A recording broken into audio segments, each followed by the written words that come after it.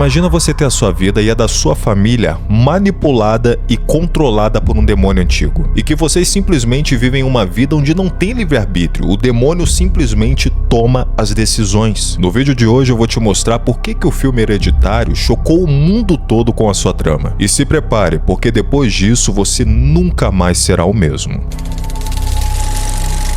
Eu já queria começar falando que o filme é tão sinistro que para fazer um dos papéis principais, eles tiveram que recrutar a atriz Toni Collette. E para quem não sabe, essa é a mesma atriz que faz a mãe do Cole, o menino que é atormentado por espíritos no filme O Sexto Sentido.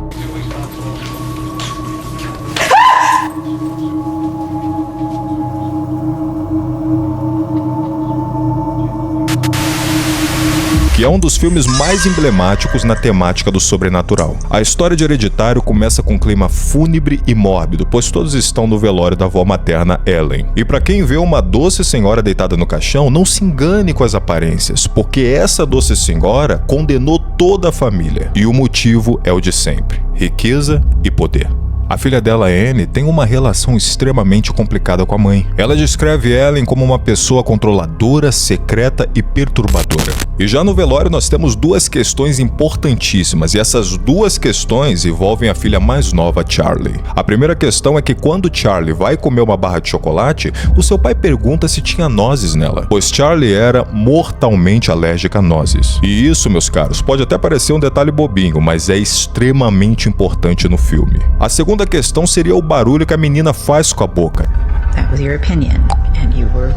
Vamos deixar essa parte para mais tarde. Primeiro eu preciso que vocês entendam como é a personalidade de Charlie. E se tem uma coisa que eu aprendi sobre crianças que agem assim, quietas e silenciosas demais, ou ela tem autismo, ou está possuída pelo demônio. E eu fico com a segunda opção, porque a menina passa todo o seu tempo fazendo esculturas que, digamos que são o tanto bizarras. Em uma das cenas, ela até mesmo corta a cabeça de um pombo para poder colocar no seu boneco. E nem eu, que sou adulto, teria coragem de fazer isso. Então já é nítido de ver que a criança, ela não é normal. Já o irmão mais velho, Peter, é um adolescente normal. Só que algumas coisas intrigantes começam a acontecer com ele. E um exemplo disso é quando seu professor começa a falar sobre tragédias gregas que são encomendadas pelos deuses. Ele até mesmo fala sobre Heracles, um herói que não teria controle sobre o seu próprio destino e acaba beirando a loucura. E a partir daqui eu comecei a entender que o filme ele trabalha com presságios. E falando em presságio, a cena da barra de chocolate é um presságio que muda o rumo inteiro da trama. E tudo começa quando Peter leva Charlie a uma festa. E quando Peter se afasta por um momento, deixando ela sozinha, o pior acontece. Charlie come uma fatia de bolo de chocolate com nozes, algo que é mortal para ela. Ela então tem um ataque anafilático e Peter tem que levar ela ao hospital às pressas. E agora acontece a cena que chocou a todos no cinema. Enquanto dirigia em alta velocidade, o adolescente desvia um animal na estrada. Mas Charlie, para poder pegar A, coloca a cabeça para fora e é acertada por um poste que decepa a sua... Bom, eu acredito que vocês já entenderam.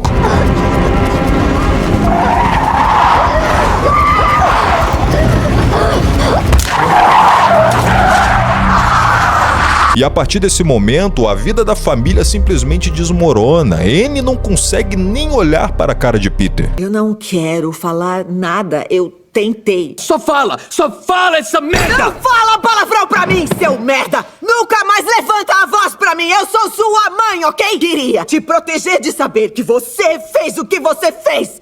Mas a sua irmã morreu! Anne então começa a frequentar um grupo de apoio para pessoas em luto. E é aí quando ela conhece Joanne, uma médium que diz querer ajudá-la. Joanne até mesmo diz que poderia ajudar Anne a se comunicar com o espírito de Charlie. Mas eis que um dia Anne acha um livro de sua mãe contendo detalhes reveladores e chocantes. E o livro revela algo diabólico. Revela o plano de Ellen e o culto à entidade Paimon. O livro A Chave Menor de Salomão diz que Paimon era um dos reis do inferno, sendo um dos mais poderosos e extremamente obediente a Lúcifer. E Anne também acha fotos de Ellen e em uma delas ela está junto com Joanne em um culto a Paimon. As duas estavam juntas na mesma seita. Joanne não queria ajudar ela, queria completar o ritual. De acordo com o ritual, Paimon precisa de um corpo masculino e Ellen oferece o de Peter. E agora Anne sabe de toda a verdade. Ela até mesmo tenta queimar o livro, só que a coisa não é tão simples assim. Esse livro é um objeto ligado ao ritual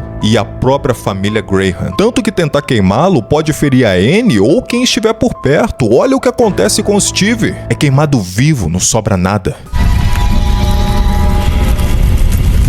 Agora 2 membros se foram, só sobraram 2, Anne e Peter. Um outro detalhe é que Charlie tinha sido oferecida a Paimon por sua avó Ellie. Por isso ela era uma criança estranha. Ela era uma criança com um pedaço do inferno dentro dela. E aquele som que ela fazia com a boca era a manifestação do demônio. O demônio sempre esteve com ela, desde o dia do seu nascimento. Tanto que no dia que ela nasceu, Anne disse que ela não chorou, como se outra consciência estivesse dentro dela. E o próximo passo é passar o demônio para o corpo de Peter. Não podemos esquecer, ele precisa de um hospedeiro masculino. Tudo já estava sendo preparado desde o nascimento de Anne. E agora o terror, ele chega ao ponto máximo. Anne começa a perder completamente a sanidade e é como se seu corpo fosse controlado por forças invisíveis. E em uma das cenas mais perturbadoras, possuída, ela começa a perseguir seu filho pela casa. Peter foge desesperadamente, mas o culto ele já tá dentro da casa. Corpos nus começam a aparecer nas sombras, observando silenciosamente. E o segundo momento mais chocante acontece. Com um fio de arame, Peter presencia sua mãe decepar sua própria cabeça. E o mais sinistro de tudo isso é que os cultistas observam tudo em silêncio. Em grande desespero, Peter pula pela janela e de repente tudo fica em silêncio. Mas isso era a entidade tomando por completo conta do seu corpo. Ele caminha lentamente até a casa da árvore e dentro dela estão os membros do culto ajoelhados. E ele até mesmo é recebido com uma música de celebração, assim como na lenda. O corpo decapitado de Charlie está ali e a cabeça dela está sobre a escultura do corpo de Paimon. Peter finalmente é coroado e todos se ajoelham o chamando de Rei Paimon. E esse é o final do filme. O mal que simplesmente triunfa. Agora nós iremos entrar na parte divertida, iremos desvendar as pistas. Agora nós iremos entender que tudo isso aqui já era um destino traçado e todos os membros da família eram uma peça do tabuleiro. Primeiro nós precisamos entender quem começou tudo, neste caso, a avó Ellen. Ellen era a rainha do culto dedicado a Paimon e por muito tempo ela tentou entregar o seu próprio filho que se chamava Charles. Na história, Charles tira sua própria vida, só que ele deixa uma carta e nessa carta ele expõe todo o plano cruel de sua mãe. Ele até mesmo acusa a própria mãe de tentar colocar espíritos dentro dele. Então, já que Charles tira sua própria vida, Ellen não consegue dar um corpo masculino para Paimon. Então, o que acontece? Ela teve que esperar por muito tempo até que chegasse outro membro masculino à família. Mas a avó não consegue pôr as suas mãos nele, porque felizmente Ellen estava brigado com a sua filha Anne, e isso impede com que ela tivesse um vínculo ali com Peter. E já que ela não conseguiu criar laços com o garoto, ela não conseguiu colocar o demônio dentro dele. Mas os anos se passam e Anne tem outro filho, a estranha Charlie. E infelizmente nessa época, Ellen e Anne já estavam reconciliadas. E agora sim a vovó consegue implantar o demônio em Charlie. Só que o problema é que Paimon precisa de um corpo masculino e até que ele consiga, ele não vai dar as riquezas prometidas ao culto. Essa parte aqui ela é muito interessante porque nos detalhes nós conseguimos perceber a manipulação do demônio. Quando no início o jogo de câmera ele se aproxima da maquete e ela vira o quarto real de Peter, aqui a gente já consegue perceber algo. Aqui é o diretor mostrando que eles estão sendo observados por alguém, e nesse caso, Paimon.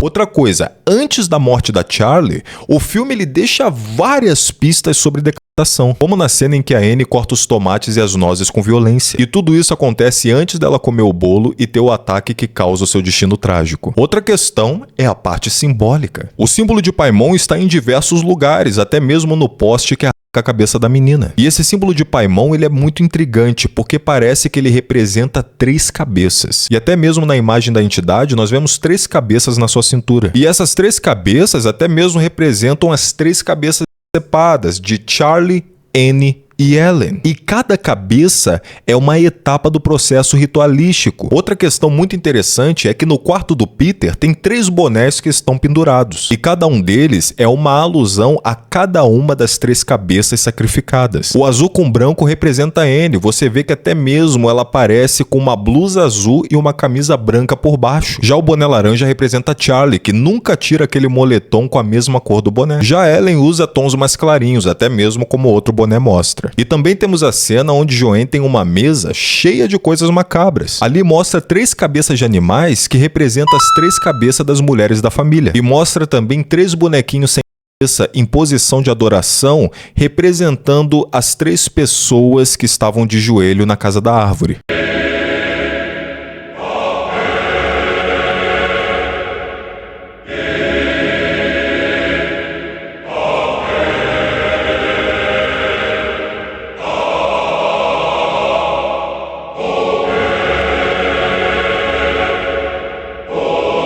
E a outra escultura que a Charlie faz é o próprio Paimon no corpo de Peter. E por que a escultura tem a cabeça de um pombo? Porque aqui é mostrando que Peter ele vai ter um espírito que não o pertence. Outra questão forte também é quando ligam para Steve avisando que o corpo de Ellen tinha desaparecido. E mais tarde ele aparece sem cabeça no sótão. E tinha também símbolos de Paimon na roupa que ela estava usando, ou seja, mais uma parte do ritual. Vamos falar agora um pouco da Joanne. Joanne aqui ela é praticamente uma das peças principais do filme. Ela finge aqui que quer ajudar, mas na verdade a gente sabe que ela só quer terminar o ritual. Tem até uma cena que ela faz uma espécie de conjura para poder expulsar a alma de Peter para que o espírito do demônio ele entre.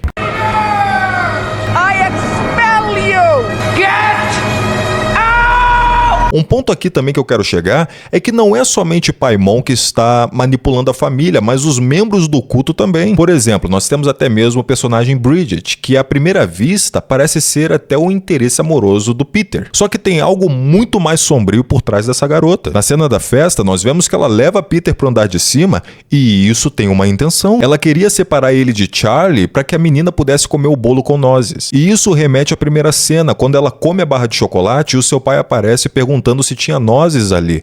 O filme aqui, ele faz a gente entender que precisava que um adulto ficasse ali praticamente supervisionando ela. E em seguida nós temos outra referência de decapitação. Aparece adolescentes vendo um vídeo de execução por guilhotina.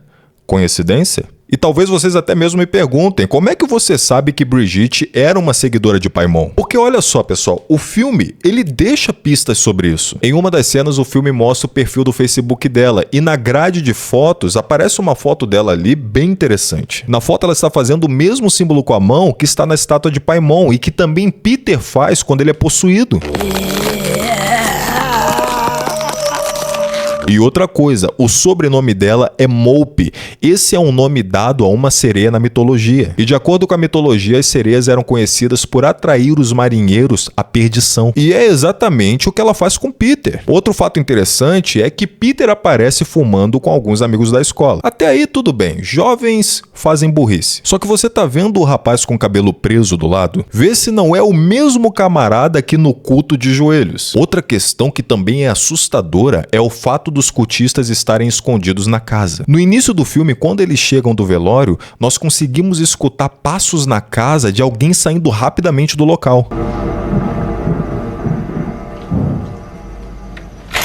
Tem uma cena também que Steve começa a reclamar de pegadas de lama no chão da casa, então eles começam a evitar usar calçado dentro da casa. E mesmo assim as pegadas continuam, mostrando que é dos membros da seita. Vocês lembram também da cena que Steve é queimado vivo? Pois então, pra mim depois acontece uma das cenas que é uma das mais sinistras e mais legais do filme. Se você olha rápido aqui pra imagem, você não vê nada, mas se você pausar a imagem e prestar muita atenção, tem dezenas de pessoas escondidas nas sombras esperando o ritual começar. Algo que eu também acho muito bem trabalhado no filme é como a escuridão ela toma conta da vida de Anne. Steve e Peter, eles têm ali, cada um tem uma luz de fundo atrás deles. Só que só ela está ali praticamente nas trevas. Tanto que ela começa a ter visões horríveis. Em outra cena na escola, Peter vê o seu reflexo com um sorriso maligno. E isso me faz entender uma coisa que eu não estava entendendo antes. Por que que Anne diz isso aqui pra ele? E tudo que eu recebo é essa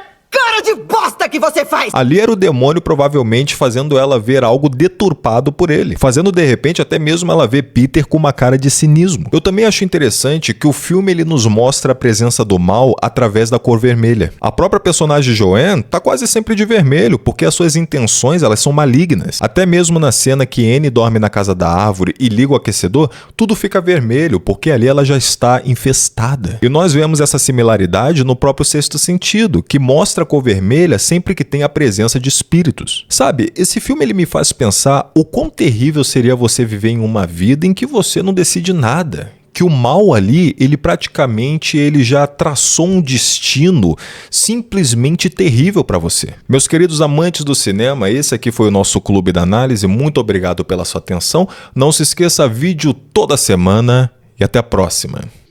Ave Paimon!